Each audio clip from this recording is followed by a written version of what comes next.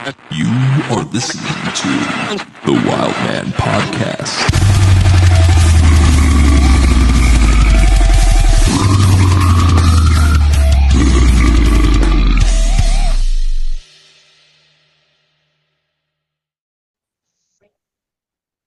All right. Thank you, everybody, for choosing the Wild Man Podcast. Today, our guest is Rick. If you could introduce yourself and say what projects you've been a part of. Yeah, I'm Rick. I play in Ironox. I was formerly in Suicide Silence, and I was also in a group called Torn Within that maybe some people might know about. Heck yeah. So, my first question for you is what made you go into heavy music and what was like your inspirations to play heavy music? Um, I got a guitar and just started learning riffs. My next door neighbor, my best friend at the time, Justin, we would go back and forth learning. I would learn something, I'd go show him, he'd learn something, he'd come over and show me. Started this friendly competition of just like who can play guitar the most and learn the coolest stuff. Um, I got into my first band when I was in high school, and my friend Robert was kind of like a metal encyclopedia. Um, Introduced me to like really old. I shouldn't put it like that. He introduced me to thrash and he introduced me to like Testament and Anthrax and Pantera and Flotsam and Jetsam and Black Sabbath, of course. I had heard Black Sabbath before growing up, but when I met Robert and I joined his band, at this point it was like I'm studying all of this stuff, is what it felt like. So I don't know. I guess that's one way to answer how I got into it. Rage Against the Machine was really, as far as guitar goes in general, not necessarily like deathcore, but as far as guitar goes, Rage Against the Machine was something I really gravitated towards. And then eventually I started ripping and shredding on any Metallica riff. I mean, most Metallica riffs from Master of Puppets and Ride the Lightning and Kill 'Em All and Injustice for All. Uh, I learned that Dave Mustaine was, a part of Kill 'Em All, at some point. So I started ripping on Megadeth stuff, Rust in Peace and Peace Sells But Who's Buying. And then I started ripping on Suicidal Tendencies riffs and Love Suicidal. I got love in, Suicidal. Rocky George. got into Rocky. I And love Rocky. He's one of my favorites. He's yeah, so underrated. and yeah, I don't know at what point. Oh, well, I do know at what point now that I'm talking about it. I joined a drummer named Jose Garcia out there in Lake Elsinore, where in Riverside County, and that introduced me. That was my first hardcore band that I started playing in, and I kind of was bringing. I got into Slayer a lot too, with the other bands that I was mentioning. Slayer was probably the most influential on me as it relates to getting into deathcore now. Um, they put out that album God Hates Us All, and I remember when that album came out that I didn't really vibe with it because I was like all about the earlier albums. And But as you know, in hindsight now, I'm like that album God Hates Us All was like the most hardcore album at the time, that like the hardcore sounding album that Slayer had done. And it wasn't until I started trying to play, in a hardcore band, that I was like, oh, this God Hates Us All album by Slayer is actually really dope. And yeah, so I started getting into Slayer. I started listening to the guitar players from Cradle of Filth, and that started to like inform my, I don't know, circle pit parts, as it, when I'm thinking about deathcore, and metal in general. I'm just like circle pits, two-step parts, and breakdowns. That's kind of what I think about. And at that time, my early time in bands, Um, yeah, I really started to take from Slayer, take from Cradle of Filth, and then eventually take from Dying, I say take from, but inspired by Dying Fetus and then inspired by just like Orange County, Southern California hardcore. And yeah, Bleeding Through. I guess that was a lot of the early stuff. The drummer in Torn Within, Jose, used to say that some of the riffs that I would bring in sounded like Bleeding Through, and I was like, "Who's Bleeding Through?" Um, but yeah, so Oh, Sebastian, we have a mutual love for suicidal tendencies. I mean, everything you picked, dude. Those bands are amazing.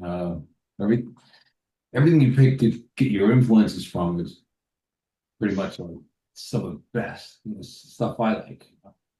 Yeah, I know it's Awesome.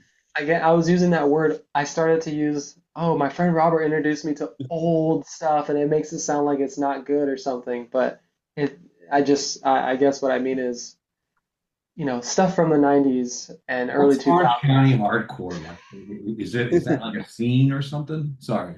Orange County hardcore, like you could say that Bleeding Through is even a part of that. Of what when I say Orange County hardcore, like bands like Bleeding Through, are in there. A band called 18 Visions.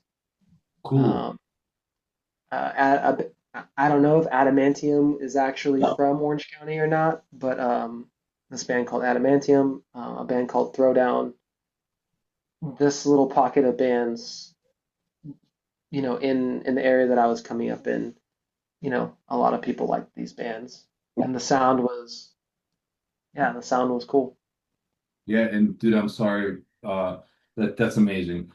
And sorry for asking because I've been out of the scene and then I got back into it. And some of your influences are amazing, dude. Like that's some stuff that inspires me to write. Yep. so my next question for you is, so when you joined Suicide, did Silence, did you when how'd that all come to be? And like you wrote one of the biggest EPs a lot of people look up to. How was like working with like all those guys back in the like beginning of the deathcore era, as we call the prime of deathcore era? Um, so I brought up Jose, and I brought up, this drummer Jose. Um, we were in this band Torn Within, and we were playing just local shows in, the Riverside County area. Suicide Silence is from Riverside County, and Chris Garza and Mitch and Josh. I'm naming, three people that were in Suicide Silence when I eventually joined. We would sort of They would start coming to some shows that we would play, and we just, kind of like, I don't think we called it networking back then, but they were coming to shows that we were playing, and then eventually we booked a show together in Riverside. And so word got out that Torn Within was going to break up, and Chris reached out to me and just um, asked me if I would like to play guitar with his band, and that's how I got in. Um, in Torn Within, Mike Bodkins was our bass player, and so Mike Bodkins also came over when I came over to Suicide Silence. So we came together as a you know yeah to revamp that lineup, I guess. And with that lineup, yeah, we wrote Bludgeon to Death first. Um, that didn't make that EP, which I've talked about in other podcasts, which was it was I thought it was I couldn't remember why we didn't include it on that EP, but we recorded it as a single, and then we eventually wrote, the songs. I really only wrote three songs on that EP because two songs carried over from their previous demo. But those three songs, yeah, those three songs are dope. Oh yeah, you're definitely like it's definitely very unique seeing like how your career has definitely evolved over the years. Is definitely I like I love everything you've done. like I've listened to the band you're in now. And speaking of that, how did that project become? It all comes back to Torn Within. You know, and during sometime during COVID or shortly after, so maybe like 2021 or something. Um, my best friend who I was talking about earlier, Justin, he and I were in Torn Within with Jose. I know all these names are might be a whirlwind of information, but this was all Torn Within. We just started talking again during around that time, 2021, and we were reminiscing about how, man, if Torn Within never broke up, like Suicide Silence wouldn't be like, what it is. And we were just dreaming, just like, man, what if we wrote some stuff again? And so we started that. And how does this relate to Ironox? Well, Torn Within did we came back, for a year. We made an album. We played some of that, and then it fizzled out. And in the aftermath of that, Ian, the other guitar player in Ironox, the lead guitar player, we just thought, you know, um, why don't we continue, this, playing metal. At one point, I was talking with Ian about, being a second guitar player in Torn Within. So when Torn Within broke up, I just told him like, man, this thing is not going to happen. But perhaps, perhaps we can continue. I have a couple song ideas recorded. Let me send them to you and see what you think. And I sent him an outline of like, here's an idea for an album. Like, here's 9 song titles, and here's like a theme of what this album could be about. And um, he was like totally game for it. And he was hungry for being in a band. He had been in other bands and had been absent from being, taking part in the band life for several years. Ian was diagnosed or found out that he had this hereditary or genetic um, thing called retinitis pigmentosa, which um, he's slowly been going blind for, I mean, since he was a kid. But anyways, what I'm getting at is he hadn't been in a band for a long time. He's finding out that he was going blind, and he was just craving to be a part of a metal band. We met when I was in Torn Within. That broke up. I said, let's keep this going. We started Ironox, and we basically came out the gate with that album, Morty Corgin, and a lot of it was just him and I. I wrote 4 songs, he wrote 4 songs, and then we passed those songs to each other and incorporated, like I put a second guitar on his songs and he put a second guitar on my songs. And that's kind of the gist of that album. And then we, got together with Danny, the singer, and he crushed it with his style of singing, and kind of unique, you know, doesn't really sound like, is it really deathcore, or is it just deathcore because Rick comes from Suicide Silence? Like, I'm not sure. I mean, if you've heard the record, then it sounds a little different, and but it's so rad to play, and I feel like some real metalheads in Denver, where Ironox is from, really really fuck with us, really vibe with us. So Oh yeah, like you guys definitely have a unique sound, which is awesome. Like because it's like I love unique bands that take inspiration from a lot of stuff and mix it into a blender, as they say, and make their own sound. yeah, Very yeah, unique. yeah. Appreciate it. So my next question for you is how like what is some of the best ways for you to tell like someone if they want to learn guitar? What are some of the best techniques or best ways to have someone like pursue it? Cool question. I think it's pretty simple. It doesn't, I don't mean playing guitar is simple. What I mean is like, you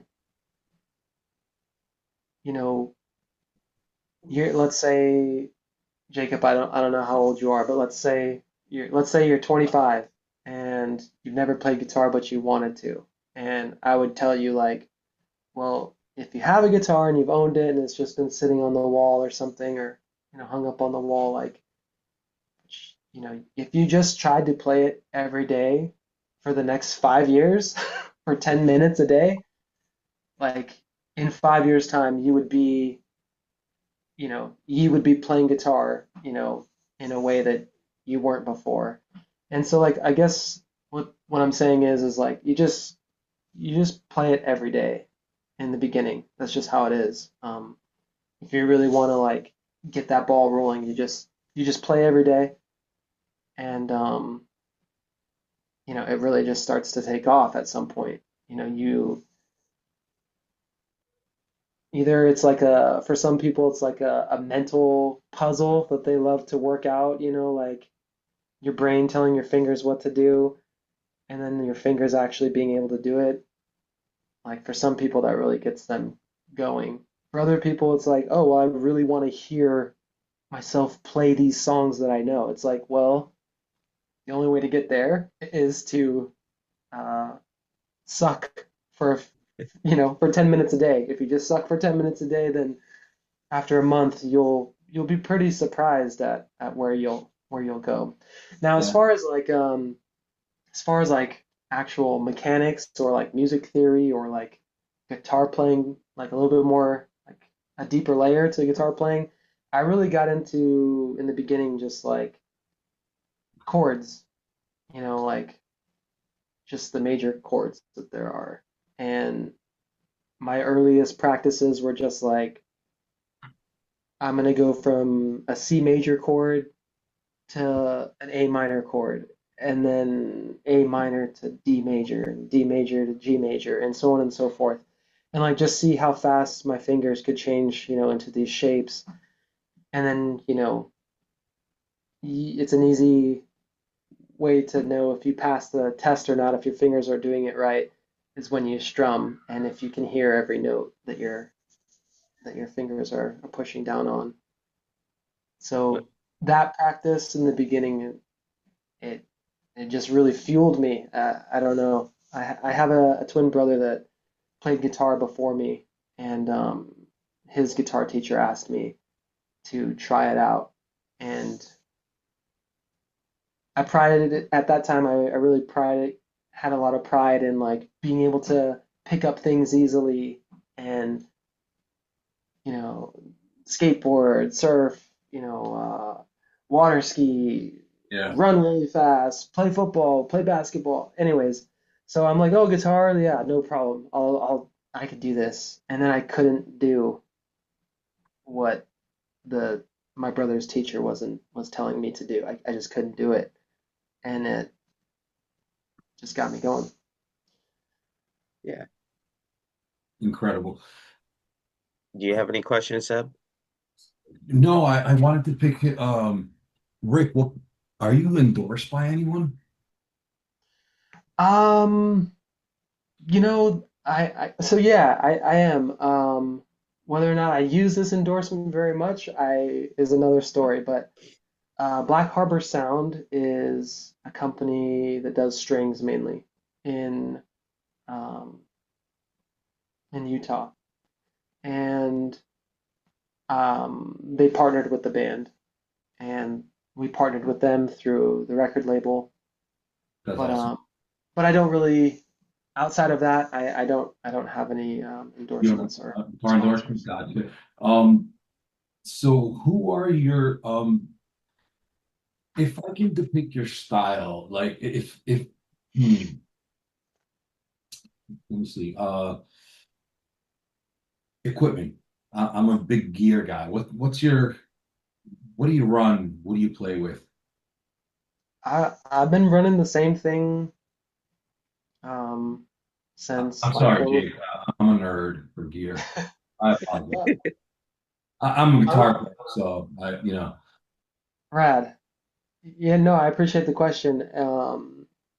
Yeah, I've been running kind of the same setup I've been running since Torn Within, which is like since like 2002. It's not the exact same amp or same head or anything, but um, I was introduced with a Marshall 1960 lead cabinet. Specifically, it was a straight cabinet and a 5150 Series 2. Um, the PV. yeah, Okay, so I play with a that's how you run. You have a Marshall 5152. and a PV. That's That's basically it. awesome. And That's then awesome. in the beginning, I was playing with a six string Ibanez, just like an RG. I can't remember what particular model, but now I run with That's really A Les Paul Studio. studio. Gotcha. That's you got a JCM 800, you said, or your No, Mark? it's a 1960 lead cabinet. That's yeah. It's just the Oh, a Marshall cabinet. cabinet. Oh, Yeah. gotcha. I'm sorry, I misunderstood. Oh, so you're just running a 5150 to a 1960 cabinet. Gotcha. Yeah. Yep. I Just love figured that out. 50. They never made the, it's a 6505 now, right? Yeah. When they took the endorsement off, I love that. I had that head back in 1996. Um, Yeah, that's the I feel like I've had people ask me about like, oh, is there a difference between 5150 like the series 1 versus the second series? And I didn't used to be able to I couldn't like tell people the difference before, like back then, but ever since I've had this 5152 again and I've had to have it worked on and tubes replaced and different cables like replaced, now I know that there's like some technical differences to the both those amps. And I'm sorry, you're running the original PD, right? That's what you're using? yeah, Not the Fender ones that came out. Those, no, leather the ones. Those are yeah, good too, man. yeah, Yeah, Eddie's those are really good too. Yeah, I remember that 5150 PD, man. That was the head. and you know, Marcus at the gates, like that. That's that sound. You know, and I saw, there's a guitar player, Keith Barney, that's in, he was in 18 Visions and he was the singer in Throwdown. And so like I saw this band and I was like, that sound is heavy. And so that's what made me, you know, I worked with my stepdad roofing, and I saved the money I saved was just so I could go buy that amp. And then once I was yeah. there, the metal the like the dude working there, I didn't have any clue what type of cabinet to get, and he was like, oh, like, well, he was like, so what kind of cabinet do you want? I was like, oh yeah, I gotta get a cabinet. And so he's like, I recommend, running it through this Marshall 1960 lead cabinet. And like ever since then, like people people have been like, dude, like this setup is so dope. It sounds sick. And so yeah, like that's just kind of where I've always stayed. And I wish I would have kept my 5150, my original one, my PD. Um, I had them all. I'm a Recto fan. I got a Boogie Recto. That's kind of what I use. yeah, But for traveling, I sold out. MX5, Seymour Duncan on a uh-huh. pedal board and strapped that up. So I my brain has been thinking about this setup as well. So I'm right there with you. I'm terrible. I trash digital thing. I talk so much shit on people who use anything that was digital, and then I went on and I got myself a Seymour Duncan backpack amp. and a pedal board, and I started traveling like that, and it works, man. But I love my boogie. I right there.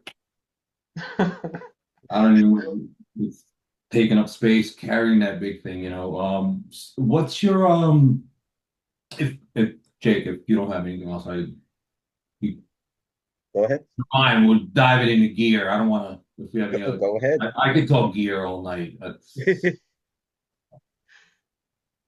It's definitely unique seeing you two interact with each other because like the generations of like how like you guys are both from different generations and like Uh-huh. I love seeing that kind of stuff. You guys talking gear and Well, like he like shocked the crap out of me when he said he had the 5150, like the 5150 PV, and I'm like, wait a minute, like I had to track back, and I'm like, the Fender or the PV, and I'm like, oh man, this guy's talking my language, you know what I mean? Like, yeah, those things they take up so much space. I live in Miami, dude, and everything's so small here. I mean, too many humans, you know. Oh, that's rad. A That's lot of Miami's. people here. So it's tough to keep like cabinets and heads, you know, but I still keep my boogie in a road case and all that. I can't let it go, but traveling kind of sucks to carry something that big, you know what I mean? Shout out to Ian and his wife Jenny. The Ian is the guitar player in Ironox, the lead guitarist, because they're in Colorado and they've been storing my gear, and so like we've had shows in wherever we've played, like they're driving Ian's gear, but they'll Right. also drive mine from time to time. And That's great. as we talk about, how hard it is I know to. how painful that is. Trust me. So that's what I mean. Shout out to them, Jenny and Ian, because they've really, yeah, they've really helped me out. And then I've also like, there's been other people, other shows we played where, I find out that someone has a 5150 and I'm like, yo, can I use that? Nice. Yeah, I love those amps. I I had a we used to rehearse at a studio, and this dude, one of my buddies, Alvar, has one, man, and I always run through it. I love that amp. Just plug right into it. Good to go. Nothing. You know what I mean? Yeah, I don't use any. I have a noise gate. Um, Right. You need a noise gate. You know, some people. I mean, I would prefer to use a noise gate, but some people don't. so do you use a noise gate with So your I'm Seymour using setup? with my I don't take my rectal out anymore. I mean, I wish I could flip my laptop and show you. You know, the road case. You know, those big road cases. All my um. I have a pedal board, the MX5. It's got like everything's digital. So Okay. everything's programmed in. So I'm running like a 6505 with the tube screamer and a noise gate. That's pretty much my setup. That's the digital setup. 6505, which is pretty much a 5150 tube screamer and nose gate. And then I'm going into a Seymour Duncan. I'm endorsed by Dean, so I use Dean and Fishman pickups. That's Well, what I. let me know if, yeah, I would love a Fishman endorsement. Let But me I'm a let me Les know. Paul guy, dude. I was actually late getting on because I was working on a Dean. I was changing them pickups, and then I was actually, I don't want to. Sebastian, while you're doing that, I know you This can is still hear my me. this Hook is me my up. part. Hook me up.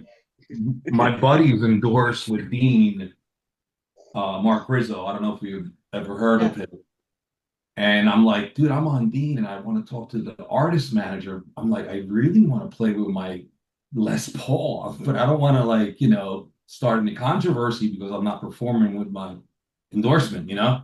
And I'm Yeah. like, let him know if I'm not on the team anymore, I'm just gonna start rocking my custom, you know what I mean? And start playing out with it. If not, let him know that want to get a Les Paul shaped Dean, you know? A lot of hardcore bands like I mean there are so many hardcore bands, but I'm just gonna talk about Hatebreed. Like Hatebreed, those guitar players, they use that Les Paul shape, or I think they might Yeah, even. Wayne, Wayne from Hatebreed. It's so funny because we were at FYA backstage, and it was me, uh, Mark Rizzo, Marauder, myself, Sebastian Dripping, and Wayne from Hatebreed, and we were all endorsed by Dean Guitars. And I'm like, damn, I wish I could have got a picture that day or something, but we didn't. We were just sitting there hanging out. I've known Mark Rizzo. Mark's a personal friend of mine for years. Right. Well, I'm happy for you that you're endorsed. That's dope. Are you in Southern California or no? I'm Uh, in Central. I'm in Central now. I'm in are you Central in California. California? Yeah. I'm um I'm in Watsonville, which is I guess it's technically Santa Cruz County, but Gotcha. yeah. Like, I'm not. hmm, my knowledge of I've spent a lot of time in San Diego, LA. Um, you know anybody from the Southern California area? Like my buddies out in Disgorge, Diego, San Diego. Right?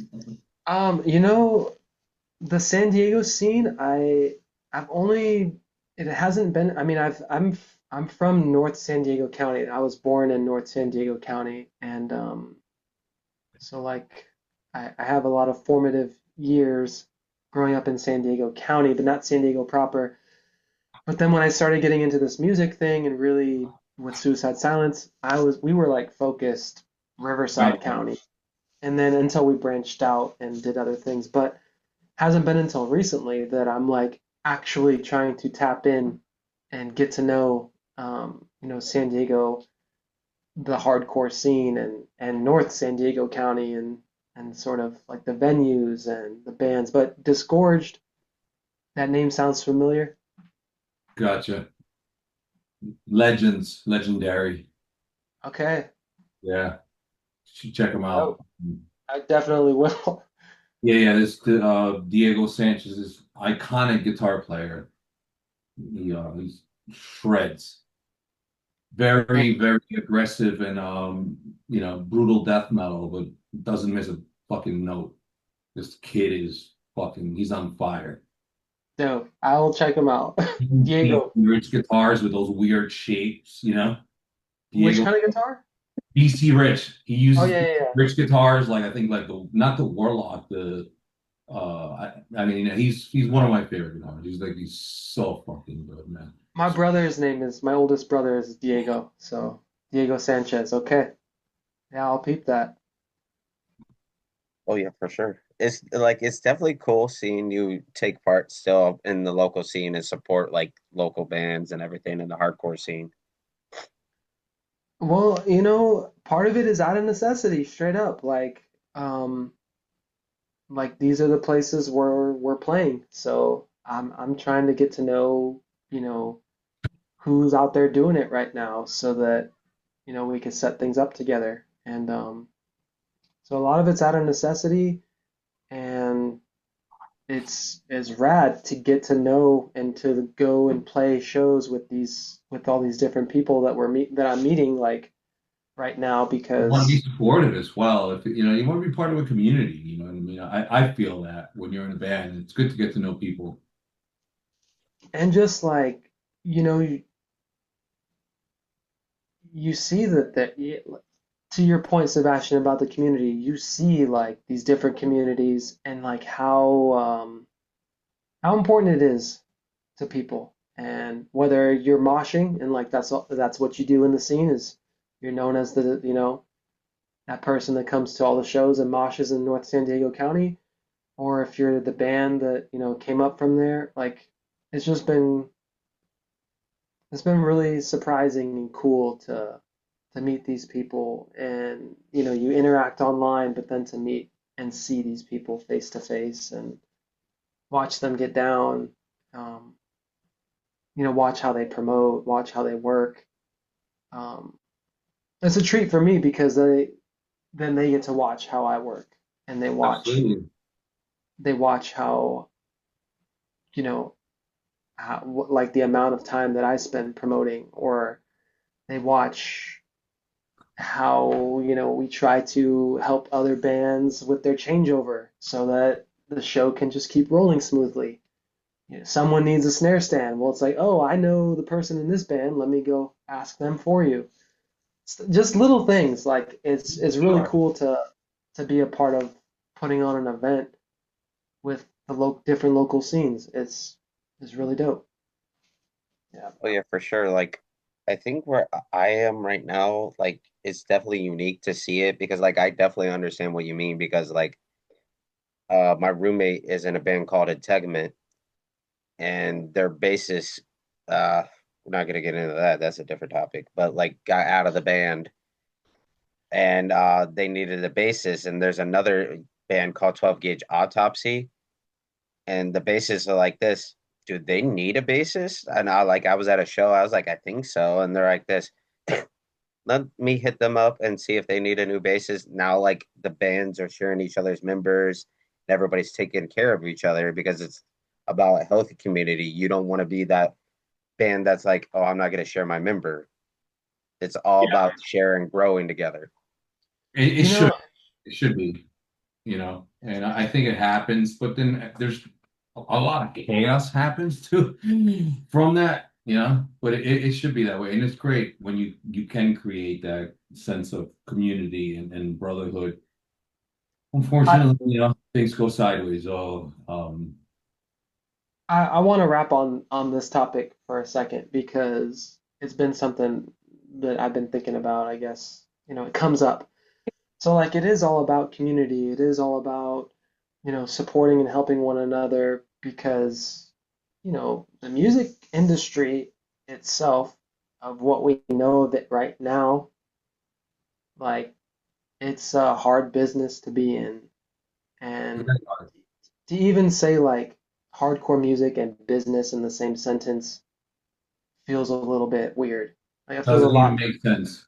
it You're feels a lot, it absolutely feels a correct. lot, it feels a Yeah. lot weird. So, and let me dive a little bit deeper into that. Like we live in a time right now where you could go online, you could, be listening to a playlist while you're working, and you're like, man, I really like this song. You look over, that song could be fucking fake. Like it could be made Yeah. by some AI technology or like it might be a real artist using AI to make it, or it might be an AI artist that's like, I don't or like here's a stack on top of that. Like I heard like a music industry professional who's, worked with Grammy artists and is in that level of the music industry, Grammys.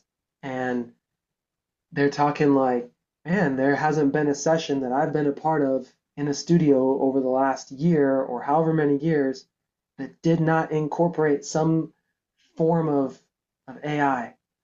And it starts to really my world and what I thought about music is really like turning on sideways and like upside down. And I don't know what to believe is real and what's not, but when I think about the hardcore scene, I'm like, this shit is real. This shit is real, and I want to keep bringing, as much as I can to it. Um, and so that's one aspect that I wanted to touch on. But the other aspect, the community thing, like it's like I was talking about the music industry being a crazy business to be a part of. I guess what I'm alluding to is that like it's competitive. It's super competitive. And I think what I'm boiling this all down to is that yes, community is awesome and this is why we're doing it. But the world is what it is and it fucks with my mind and I think it fucks with a lot of other people's heads too, where like, oh, I want to be all about community, but this shit is so competitive that I'm Absolutely. starting I'm starting to I gotta think be better like, than it. Yeah, it's like a secret competition between each other. I know exactly what you're talking about. so like whether it's just strictly healthy competition is one thing. Like, oh, my band's going on, we want to crush it. Like that's good. The unhealthy part I'm that I have noticed in the past and that I want to touch on because it sounds like you know what I'm talking about, Sebastian. Other people are feeling it. Is the part where you start to think that people are doing things to maybe sabotage you. Oh, why would anyone in this I community? had band members do that. We had, you know, in our So history, we that's had that's members all that tried to ruin this. that's all I wanted to bring up. It's like I'm using my hands like this because it's like a fire that's like that's been It's flamed terrible. from the People world. want to come in to ruin it. Yeah, dude. And I'm not sitting here saying that. I guess why I wanted to bring it up is just that like I it's just a part of the world. It's like whispers in your ear making you go a little bit crazy thinking about like, man, I mean well, I'm trying to do well. I want, I want the community to be vibrant and I want to put on good shows. Oh, but I'm not sure if I want to work with that person. It's like, yo, get that shit out of your ear. Like, I don't need to hear that. Like, nah, we should be working together, is what I'm Absolutely. trying to say. Oh yeah, 100%. Like I feel like in the metal scene in a whole, and that's my opinion, it's like we're supposed to be like a family. That's what Mhm. metal's always been built on. No matter if Yeah, it's hardcore, death metal, you know what I'm saying? Jacob, Absolutely. I'm gonna just repeat what you're saying so I can hear so my mouth can say it too. Yeah, the metal scene is supposed to be a family. Oh yeah, And like big time. Like I definitely understand the AI thing because like I never like I do not believe in AI at all.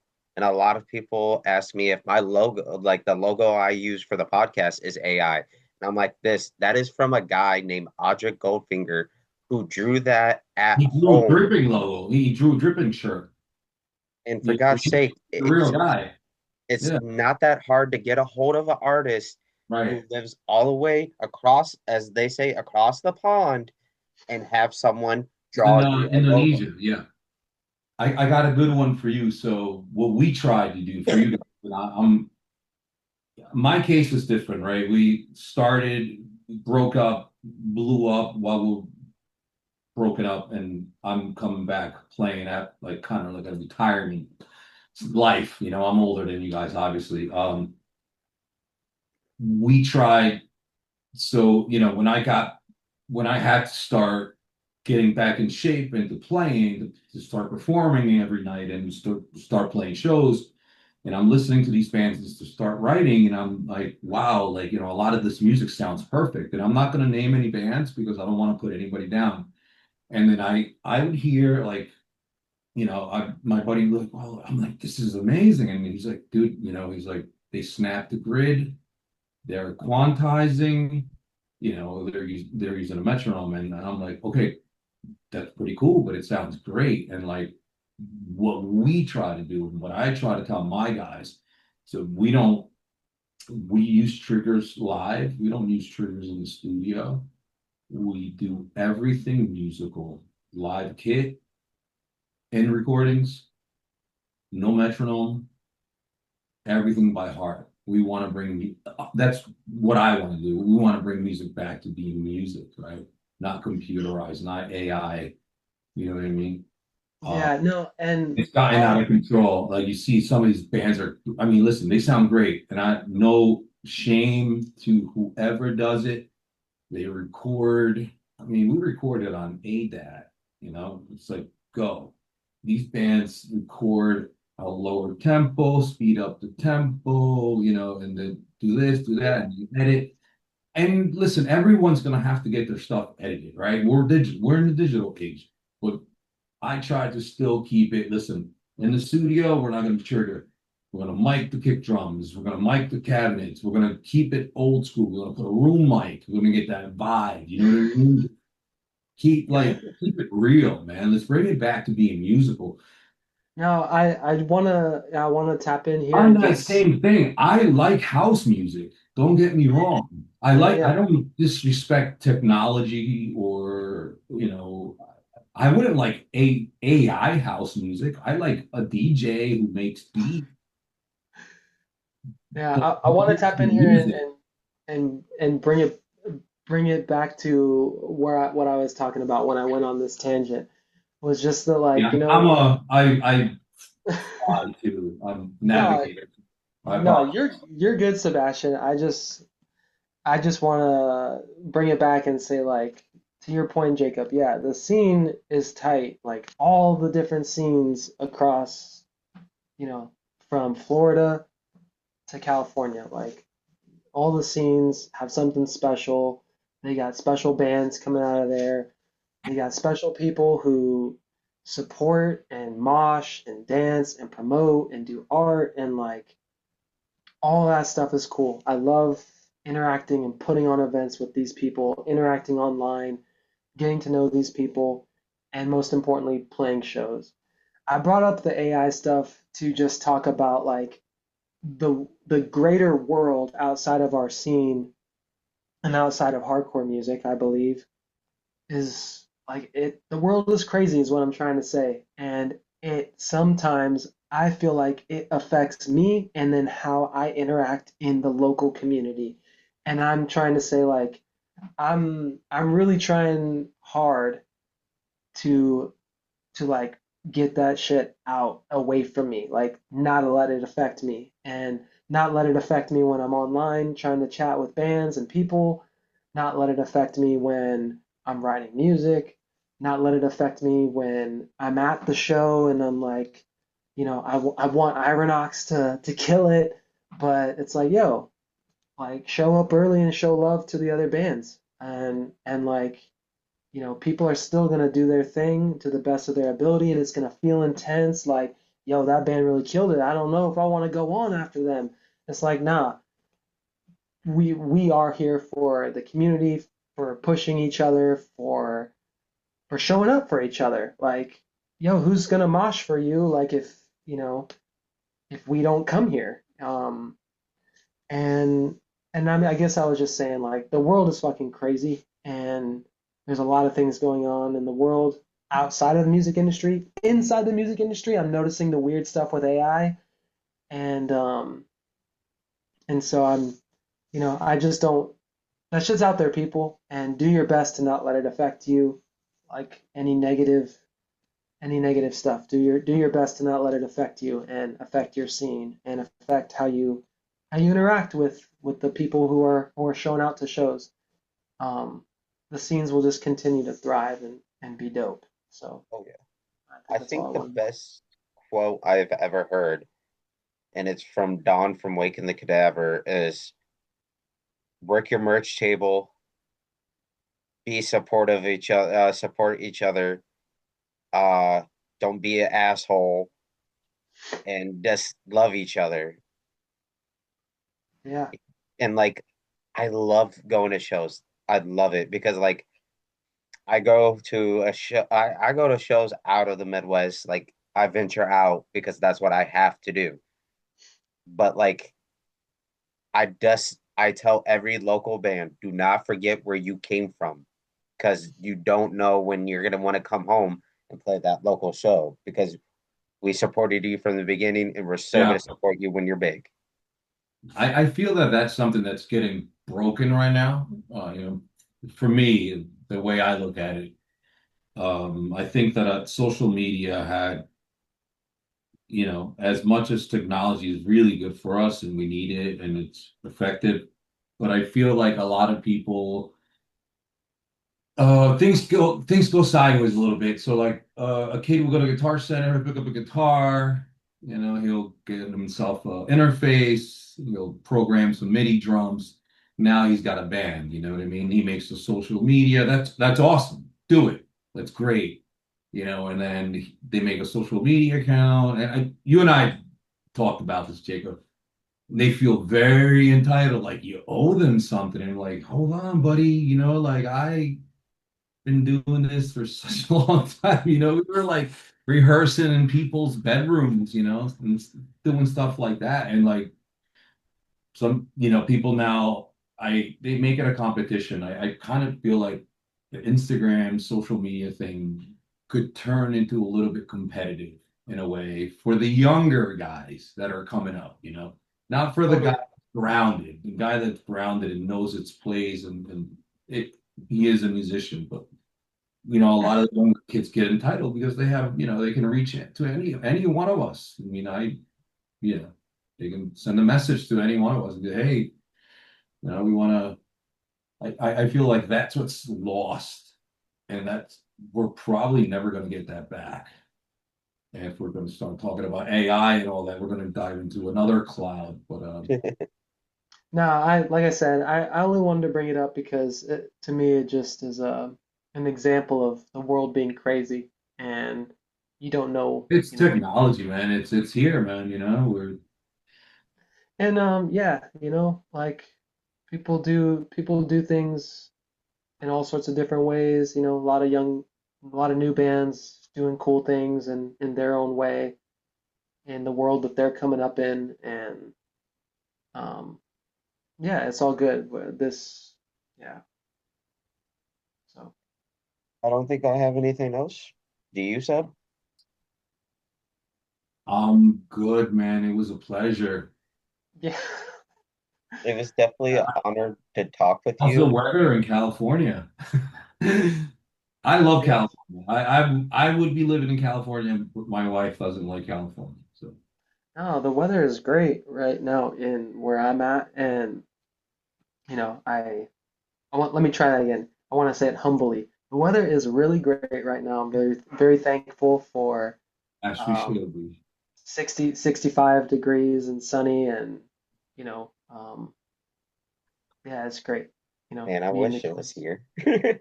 Sunny Me, 72, 72 here, but we're getting storm. Uh, yeah, I would love to live. I love California. I love going to LA. I don't know. It's just that metalhead kid takes me back to like, this Hollywood Boulevard rock and roll stuff. You know what I mean? Like when we play LA, I'll go to the Rainbow and I'm sitting there taking pictures and drinking at the Rainbow and with the Lemmy statue and all that stuff. I don't know. You guys are a little younger than me, but I know Lemmy. I'm a fanatic for that whole rock and roll era. Dokken, the whole hair metal stuff was awesome. That was coming out of Hollywood. Yeah, yeah, yeah. Era. That was a great era. And Shredders too, man. Oh, yeah, let's talk. Can we just dive You're into talking you're what talking are, Guns N' Roses, you're talking Motley Crue, you're talking what are some that. of your favorite Shredders? Last question. Favorite guitar players. What are So your this is as a guitar player? just strictly as a guitar player, I like to use Guitar Heroes, Right, Guitar Heroes. Carlos Santana, Jimi Okay, Hendrix, great. and I love uh, those. yeah, Stevie Ray Vaughan is dope. Um, and then like as it gets into metal, and like when I just think about riffs, like I said, I was really into Kerry King and Jeff Hanneman. Mhm. Um, I love uh, Jeff. There's Tom something Mor- about Tom Carrie. Morello. Carrie, I feel like Carrie's a jerk. Some people have told me that he's like an asshole or something. I don't know. I mean, he wrote some cool shit. Jeff was immaculate. Jeff, fucking God, Jesus. But yeah, yeah, and Rocky from Suicidal I Tendencies. love, dude. You're my boy. If you said Rocky, I love Rocky. Huge suicidal fan. So I love and, Rocky. and, and Tom Morello, of course.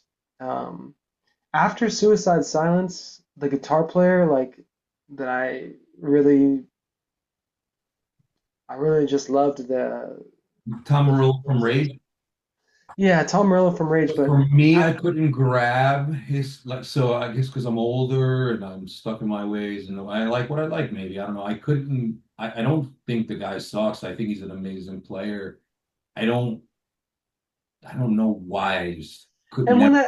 I guess when I say Tom Morello, like I'm really just talking about Rage Against the Machine, Like like his because Tom rhythm, Morello, crazy stuff. Right. Gotcha. like Gotcha. Yeah. Tom You Morello like sounds good because of you it's just know noises and all that stuff. Yeah. Timmy I don't know. C. He's not. He doesn't suck. No, No, but one guitar player that I got into after Suicide Silence was Omar from the Mars Volta. Like I really got into the Mars Volta a lot. and not again like not necessarily like, oh, the guitar playing is so cool. And I guess when I say that, I really just mean like as far as like writing songs and the songs that I heard from the Mars Volta, I was just like, these songs are so dope. And but as far as like straight up guitar players, yeah, Carlos Santana and Jimi Hendrix. I love Hendrix. I love So Hendrix. I got a question for you guys though. So Jacob is in Iowa Yep. and you're out there in Miami. How did this podcast or how did this friendship come to be? Should I take this one, Seb? Sure. Okay, so I started the podcast 3 years ago, roughly, because like I've been in the music industry. This is going on year 13. Okay. So I started off as a local merch guy, you know what I'm saying, getting a little taste of the sample of the music industry, see how it treats you and everything. Then I started throwing shows in my hometown. COVID happened. Then I was like, at that part of my life, I was pretty in a dark place because my my ex fiance left me. Shows weren't gonna happen because we all have that depression time when we're all like, that's not gonna happen now. Then I vape. Sorry if I vape regularly. I've had nicotine for 16 years.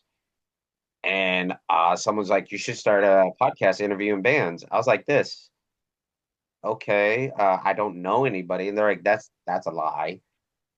You know, a lot of people.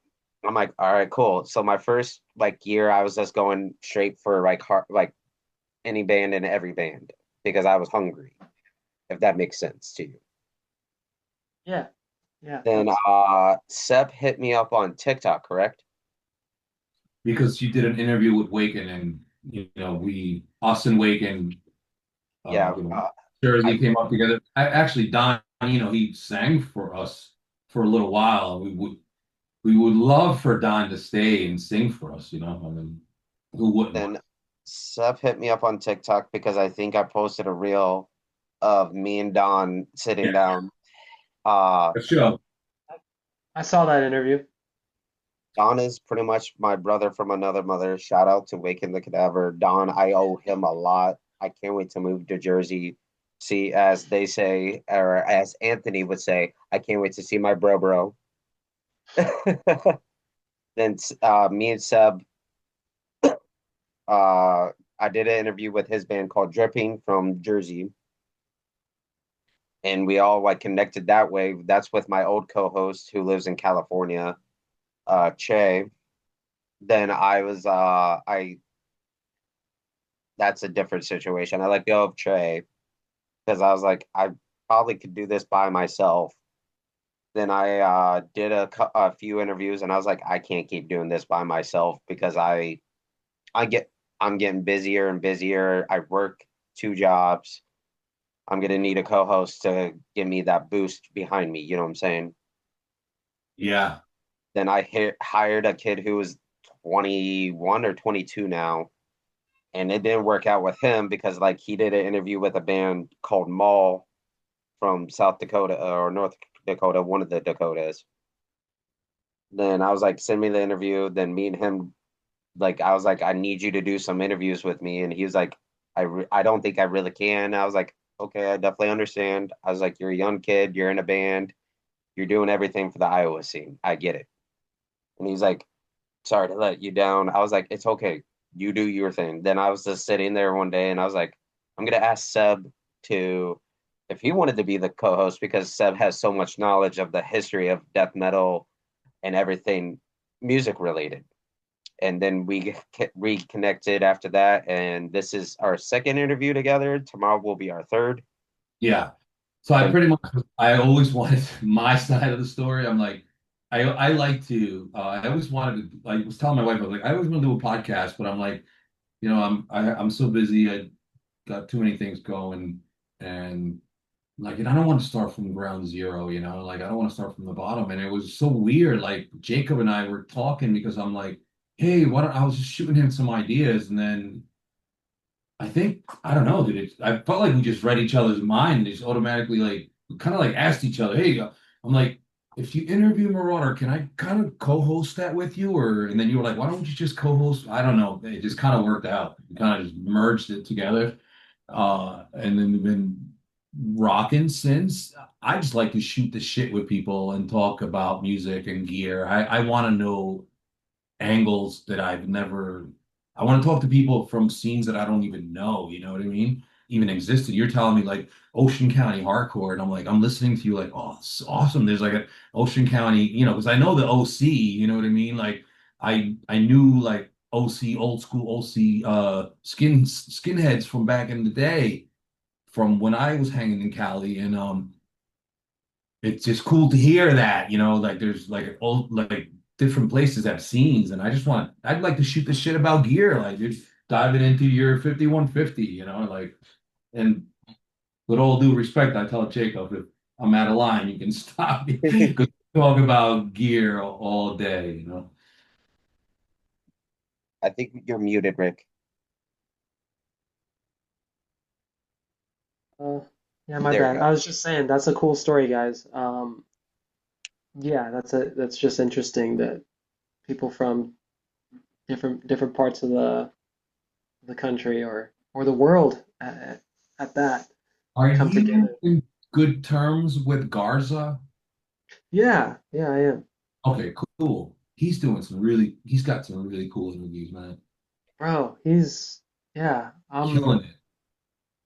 and like yeah, he's doing his thing, and I'm so happy that he and I reconnected and that I could um yeah, that I could like reach out to him from time to time and text him and be like, yo, that person, like, how was that interviewing, so and so? Like that must have been dream come true.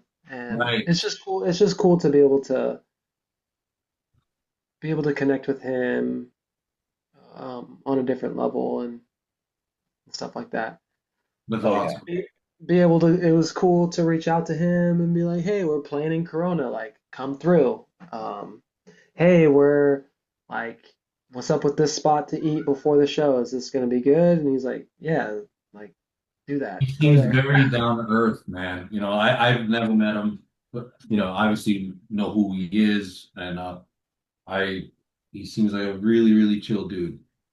Oh yeah. I'm Like thank I'm thankful. Yeah. I've only met Garza one time, and that is definitely a dream interview I definitely want to get because Garza is, believe it or not, I started watching his, and I think me and him started roughly the same time, or he started a year before me. I just feel like he's one of us. He seems very down to earth. That's what I'm saying. He He's a big definitely is. Yeah, him, yeah.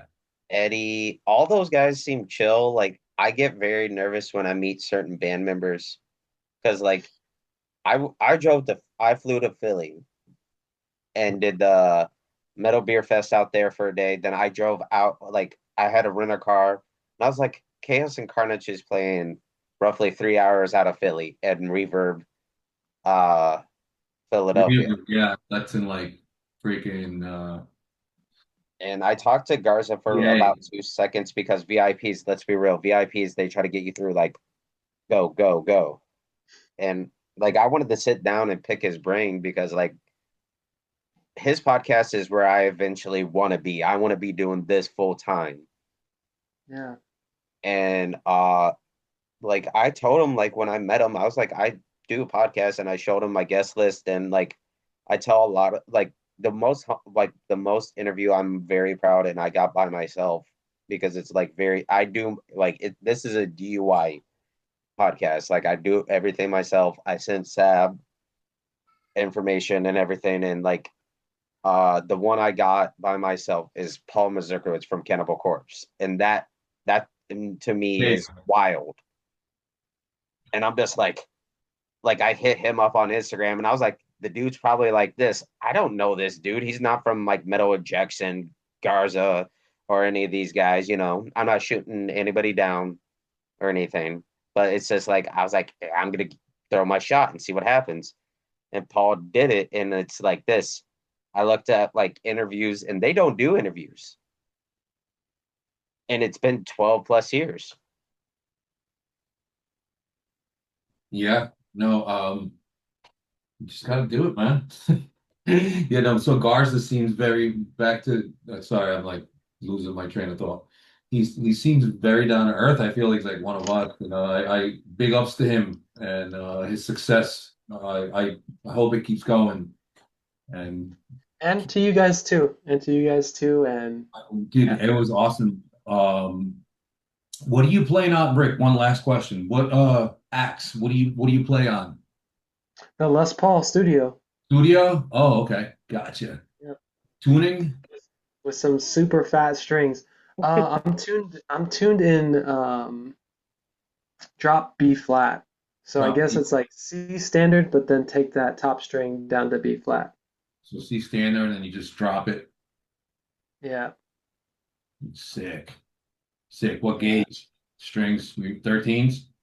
Yeah, I I do something kind of maybe it's crazy. I feel like it's crazy because it's difficult for me to practice on. But um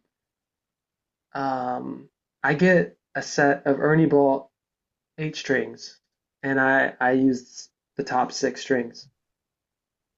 So that's like a 74 on top, and I think my first string is like a 17. Oh my God. Really? It sounds I gnarly, should right? no, listen, I really want I should practice like that. So when I go to listen, when I go to when I use 13s tune to be standard, I'm like, ooh, like I'm like, I don't know, maybe I'm old and I'm lazy. I can do 12s and 12s to 52s on B standard. And if I use like 13 to like 60 something, I'm hurting. I'm like I'm dying. I couldn't imagine. Listen, when It's we were younger, I was just telling my guitar player, you couldn't really get thicker gauge strings. It was I don't remember what the situation was, but it was hard to get like different gauge strings. You know what I mean? So I would tune the B standard with 11s to like 46 or something. They were like rubber bands. for sure. You know? Sorry about my lighting. No, no. You're Mine good. is awesome. So Les Paul Studio 5150 PV, dude. Probably a noise suppressor Boss, and that's it, huh? That's it. That's it. That's I all you just really need, dude. try to keep it real, try to keep it again, this is just how I like to do it. I just try to keep it raw. This is hardcore music. You can call it deathcore or you can call it whatever. Um, I'm trying my best to just bring that energy on stage. And when it comes to writing, I'm trying my best to just write something for me that I think is interesting. It's genuine, man, and people And feel that. then You know what I mean? When it's real, it's real. and again, not throwing shade on anybody's setups or how they do their thing. Like I'm just saying I'm only talking about what I can do and what I love to do and how I do it. I'm not saying it's the best way. This is what I've known and how I've done it. And it changes, it is still kind of changing and evolving. Like for example, I want to get myself a baritone so I have more length Mhm. on the Yeah, you got fretboard. more real estate. That way I can go down to a smaller gauge. Like I think I'd be happy rocking like a 68 top string and like a 13 on bottom. But Dude, um I'm but I'm yeah, like laughing. I'm laughing because I've been restringing. I've been working on this. I think I told you it was Dean, and then I've been restringing my Les Paul because I want to play live with my Les Paul. And I have this Dean that I got at a fucking uh not at a garage sale. And the funny part is I got it because I was endorsed by Dean. It's like from the 90s, and I was restringing it, and like I think I'm using like 13s to 52, and I was oh my God, these strings are so big, and you're like 60 something. I'm like, you're a monster. More dude, power to you. That's awesome, and that you're genuinely doing. Fuck it. it's crazy. Yeah, people are like, there's so many cool guitars these days, like Kiesel Kiesel makes a really cool guitar. They make many cool guitars. Ibanez has been making dope seven strings for a while now, and Yeah. there's all these different guitars, and you know, they're probably easier for what I'm trying to do, but for me, I'm enjoying the ride, this ride of life that I'm on, and that ride is like my vehicle Yeah. is this Les Paul Studio with like some super fat strings on it through a 5150, and like Pickups, I'm stock, Doc. stock. I Yeah, mean, I'm just doing it. with a 51 PB 5150, dude. I mean, I personally, my distortion was on 7. I would not even go past like 7. To me, that's a lot on that amp, right? It I is. don't even remember. Like, you can't fucking like that thing's got distortion out the ass. Yeah, you don't really. It doesn't matter what kind of pickup you're using with that. Oh, he's gonna go get it.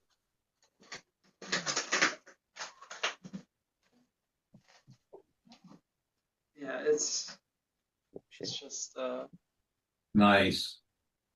yeah, it's this like sunburst thing that I don't even know why I got the sunburst in particular, um but the reason why I got the Les Paul was, you know, like I guess I want to say it's like a jazz guitar. Like Hold your thought, but yeah, when the I'm a guitar was full made, guy.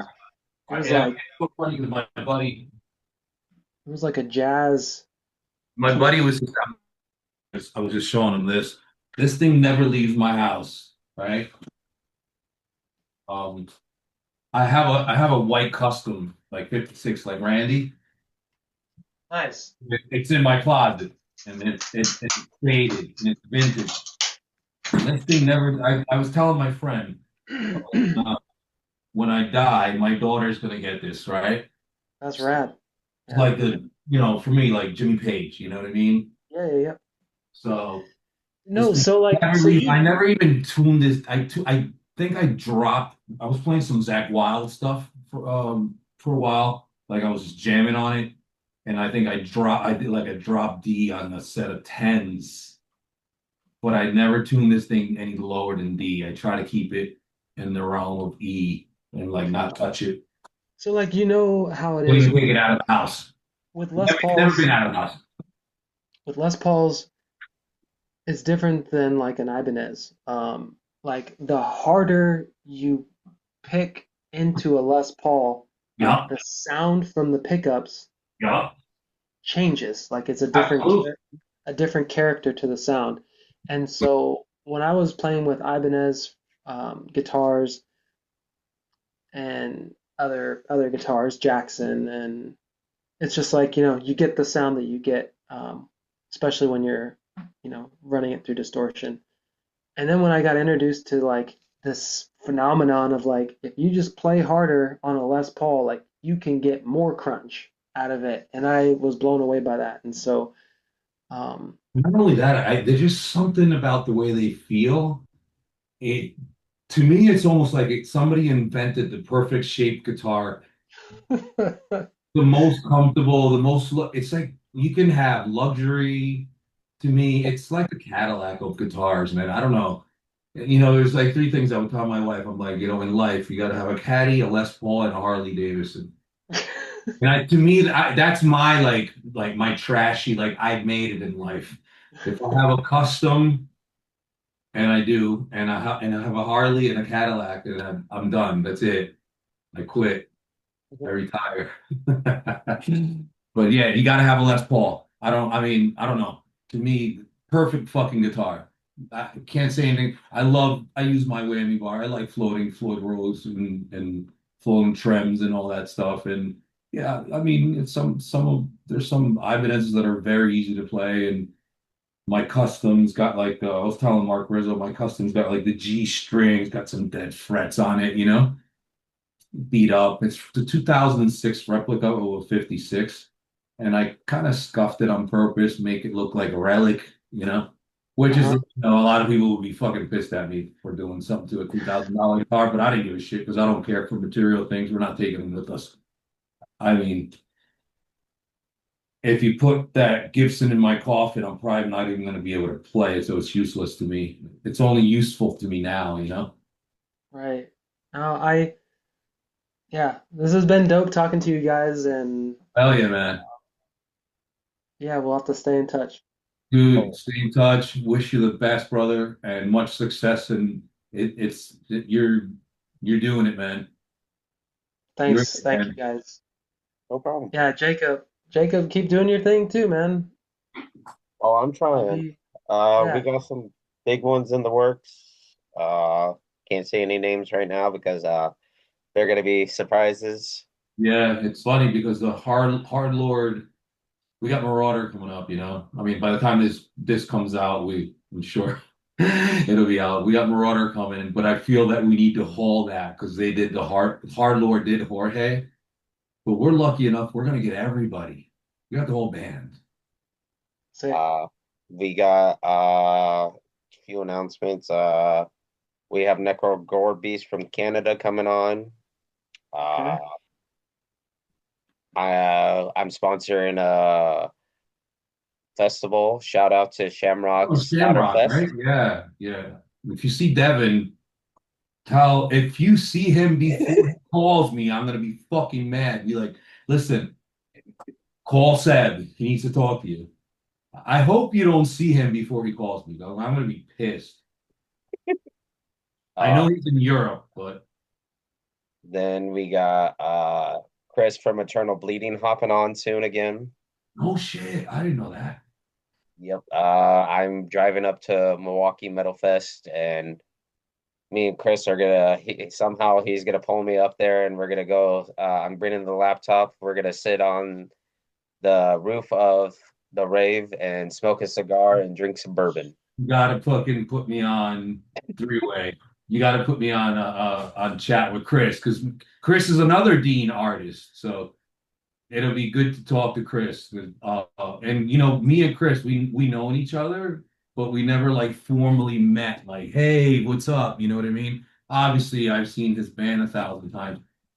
Yeah, we got some good stuff coming up. Rick, I don't know what what your current like playlist is, as you would say these days. I don't know what you're spinning when you're like on your downtime or when you're driving and where you're touring in between shows. Uh, but we got pretty much a well circle underground thing going here. We got hardcore death metal, deathcore, slam, You name metal. it, we'll get it. Yeah, they're just trying to give Oh, everybody an opportunity, man. yeah. I mean, yeah. Let me say this before I go. I'm gonna go join the family for dinner right now, but I'll you do that. know, the bands that have been showing us love, some of the young bands that have been showing Ironox some love, um, is Amulet, this band called Jimmy H. Doolittle, um, I Saw God, and then some Denver bands that have really been showing us some love has been, Suicide Cages. Um, I'm blanking right now, but anyways, yeah, the I try to focus on the bands that have been showing us love, and yeah, if there's anybody that you guys want to grab for future interviews, some of those bands that I just named could Oh drop yeah, for sure. you If could you drop could, Hey, ghost listen, I'm a fan. I think we should do this again, Rick. I think we should sit down and talk gear one day. Just bullshit about guitar and amps and sound. I'm I down, dude. I can I'm do this down. anytime, brother. Awesome to meet you. Thank you. See you guys. Thank you so much. I really appreciate you, and peace. peace. Jacob, my brother. Love you, bro. Love Guys, you. have a great night, man. You as well. See you, Seth. That was a good one. Oh, Yeah. oh, wait. The Wild